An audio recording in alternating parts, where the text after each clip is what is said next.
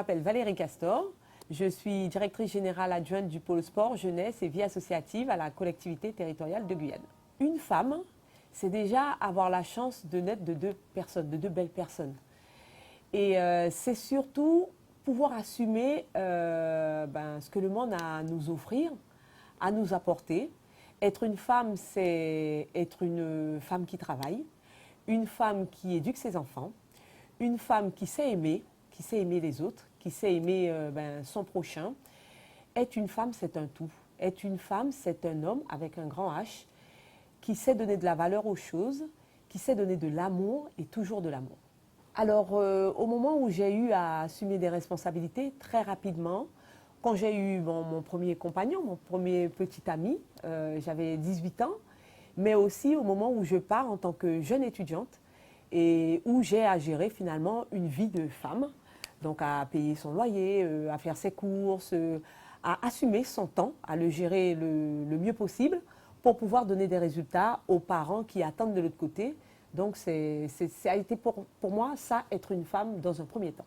Alors, si on donne une valeur physique à la féminité, je dirais oui. Parce qu'aujourd'hui, je vis avec un sein. Je vis avec un sein depuis 2008. C'est une situation que j'assume parce qu'elle m'a été offerte par la vie et je l'assume pleinement.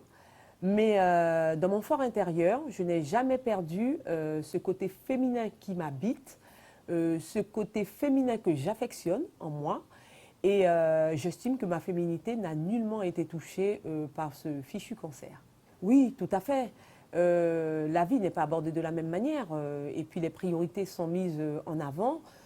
Si je peux vous donner un exemple, à un moment donné de ma vie, j'ai eu à assumer une vie seule puisque j'ai été séparée de mon compagnon et il m'a fallu me battre pour pouvoir éduquer mon fils, conserver la vie que j'avais à gérer pour pouvoir éduquer mon fils. Donc j'ai mis en avant le fait de pouvoir élever mon fils, de le voir grandir, au lieu finalement du limbé que j'ai eu à assumer, très clairement. Alors bien évidemment, je ne dirais pas un rôle de mère, mais plutôt un rôle de conseillère pour ces jeunes de l'IFAS, parce qu'il est important pour eux justement que chacun garde son bon rôle.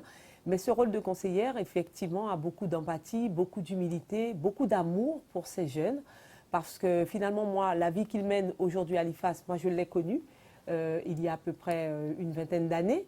Et effectivement, être soutenu par une femme particulièrement, ça peut aider ces jeunes quand ils ont un petit moment de flottement, ce qui peut arriver à tout être humain, et surtout à ces jeunes quand ils sont dans l'âge de l'adolescence.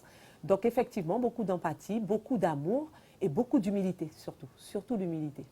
Je dirais oui, je dirais peut-être de plus en plus, je dirais qu'il en faudrait encore de la bienveillance. Mais après, pour moi, c'est chaque être vivant, chaque être humain qui cherche et crée cette bienveillance. C'est à nous, chacun, de la trouver. La société doit nous donner de la bienveillance, mais nous aussi, nous devons apporter de la bienveillance à cette société, que nous soyons un homme ou une femme. Donc j'estime aujourd'hui que la société peut être bienveillante et est bienveillante avec les femmes.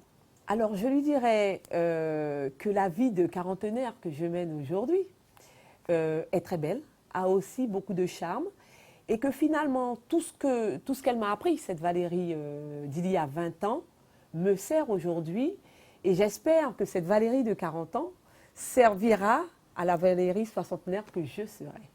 Ce que j'ai à faire passer à ces femmes, c'est que toute la vie est un combat.